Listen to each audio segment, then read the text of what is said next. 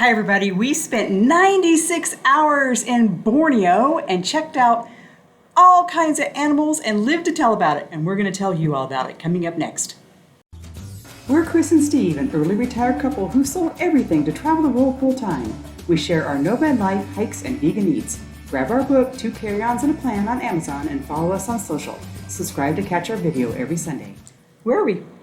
We are in Sandakan, the state of Sabah in Borneo, Malaysia, and we just had a fantastic time this past 96 hours seeing all the wild animals and seeing all the nice people and the great things that are here in Sandakan and around the state of Sabah. So we almost didn't make it. Watch our video here about how we almost didn't get to Sabah, and because we almost didn't get to Sabah, we didn't get to go to one of its big cities, Kota Kinabalu, but Steve did get to go there on another trip. So you want to say something about KK real quick? Sure. So I went there a month ago, and my primary purpose was to go scuba diving. See the video there. But I had a great opportunity to spend a few days in town. It's a wonderful port city, lots of great people, great fish market. Just really had a pleasant time there for my few days. Great marine park on the islands offshore, and I can't wait to go back.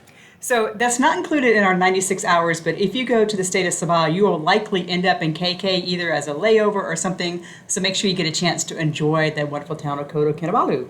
But we did make it to Sandakan. So we're going to talk about our 96 hours in Sandakan, starting off with staying in Sandakan. What hotel did we stay at? We're at the Hotel Sandakan, which is right in the center of the historic part of town. And it's a really nice hotel. I mean, we had a nice king room overlooking the ocean that we're looking out at right now. With a bathtub even? With a bathtub. And we had meals, breakfast included with our room. And I think the total came out to about $45 a day. Yeah, very conveniently located. The hotel's a little bit dated in design, but great in features and services. So don't let the blue wallpaper scare you. It's a very nice hotel. So don't feel completely confident booking at the Hotel Sandakan.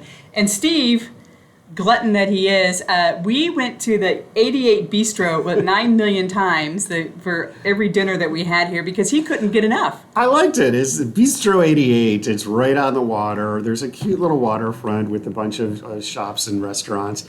And they just had great food at a great price. So the first time we were there, I had a lovely crab dinner with rice, and I liked it so much. I came back the next time, had the same thing except scampies instead of crab. And then we had some dim sum at the little shop next door. Yeah, there's a little cart that had dim sum. So while he's eating fish, I had some beautiful dim sum. It was delicious. And our dinner, I think our most expensive night was $10 or something for the two of us for more than, we were overstuffed. So it was a delicious night. But, and what we also did on our second day, so that was where we ate, but the two things we did in Sandakan, number one, the main reason why people come to Sandakan is to go to the Sepilok Orangutan Rehabilitation Center. So this is about 20 minutes out of town. You can grab a Grab, which is the Uber of Malaysia, and it's about $25 round trip to go all the way out to the refuge. And you go, and this refuge is where they rehabilitate orangutans that have been orphaned or kept as pets or been in the entertainment trade or whatever. They rehabilitate them and then they let them out into the jungle that's their goal. So every day at 10 o'clock and at 3 o'clock, they have a feeding, and the feeding is for their orangutans that have already been released out into the jungle, but they come back just for a feeding if they want to. The food that they give the orangutans is not really delicious for them. They give them corn and coconuts and bananas. Bananas, and the purpose of that is they don't want the orangutans to be dependent on this food. They want them to go out into the wild. So this is as close to them being in the wild as possible without them actually being completely wild. Right, and we're showing you some footage of orangutan eating a corn on the cob, which I thought was pretty funny. Yeah. But what we really liked about this place is it is not an animal tourism destination. It is absolutely all the science and all the funds go towards getting these animals back out into the jungle if they are capable. So next door to that is the Sun Bear refugee camp, not refugee camp, rehabilitation camp as well. Same thing, except the sun bears are going extinct. So now they are trying to make sure the sun bears, rehabilitate sun bears, and if they can't, try to do some breeding in order to help with the population. It was a little bit different experience than the orangutan. It was a little bit different. There were definitely confined. You could see as we were walking through these very high platforms where there were fences, and so they were definitely being contained to a certain extent. And that's not really our thing. We don't want to go to zoos, and we don't want to support that kind of tourism. But I mean, they're on a mission to keep the bears from going extinct, so they're not actually out in the wild. So it's just, I don't know. I'd like to give them a plug because I think they need some help in maintaining their mission to keep them from going extinct. But I wasn't really a fan of the enclosures. Right. So yeah. Okay. Then that was our first day. Then the second day we had a day just to kind of hang out in Sandakan. The people here are some of the friendliest people in Malaysia we've ever met. They came up to us, they'd stop us on the street, ask where we were from, shake our hands, welcome us very genuinely. It was really, not that people were not polite elsewhere in Malaysia, but they were just really, they went out of their way to be hospitable. Very nice. Yeah. People are very nice. And we did the Heritage Trail here. So this area has a really interesting history, and we had an opportunity to follow a designed trail that they have. An urban hike. An urban hike Yeah. that goes through the town, and you go through the different, the museum and the different memorials and the different points of interest, including the Catholic Church. The Anglican, it was Anglican Church. The Anglican Church, we stumbled upon the Anglican Church and we found a graduation ceremony of the Muslim class. So the Muslim class of seniors or something. We're not quite sure. They were just students. They were students and they were dressed Yes. in Muslim attire, so we made some assumptions that they were Muslim, but they all spoke English and were very excited to talk with us. We actually got the chance there were some 15 or 16-year-old boys that were very excited that we were there, and they said, picture, so we thought they meant for us to take a picture of them. So here's the picture of them looking all prim and proper in their robes and things. But then what they wanted was a selfie with us. And so then when we turned on the selfie camera, they got all goofy and threw us peace signs and stuff. So that was a lot of fun. Then and they're like, "What's your WhatsApp?" So we WhatsApped them the pictures. So that was a lot of fun. But walking the Heritage Trail was really interesting. Sandakan has, this area of Malaysia, the state of Sabah, has some really interesting history. The Japanese occupied it for World War II. That's recent history. Prior to that, of course, there's all kinds of mixture of history with Indonesia, Brunei, and Philippines, sorry, and just there's a mixture of really interesting history. But what we found, some not so great history that a lot of people know this area for, is the death marches were here. That's when mostly Australian soldiers, were marched to their death as POWs from World War II. So there's lots of memorials to that as well. But walking the trail was quite interesting, and the highlight was getting to the high point and coming across an English tea house with a view. So we went in and got English tea. It was $12 for high tea with crumpets and sandwiches. And what was the tea that we had? It was the Borneo tea, so it's their local Borneo rainforest tea, right? Right. Yeah. It's their local tea, which was really good. And it was $12 for the two of us, so we thought that was the best high tea we've ever had with a view. So, but what you all are waiting for and what we promised you is the actual orangutan out in the woods, out in the jungle. So from Sandakan, we got picked up by our resort. I think resort's a liberal term for the place we stayed. It was the Sukau Backpackers, Sukau, and we'll put links in the description for the places that we stayed. But they came and picked us up and took us out to our rustic cottage in the woods. Yeah, so it's about 2.5 hours that you go into the jungle, up the river, and I could probably try to say the name of the river. And starts with a K. But this was a great lodge. Again, it was rustic, but we had all of our meals were included. We were there for 2 nights in a nice, comfortable room with air conditioning And hot water. And hot water. And a queen size bed. Yeah, and then there were a number of river boat rides that were included in order to see the wildlife and the wild animals in the nature. Right, so we had 2 morning cruises and 2 afternoon cruises, 1 night cruise, and also a jungle walk.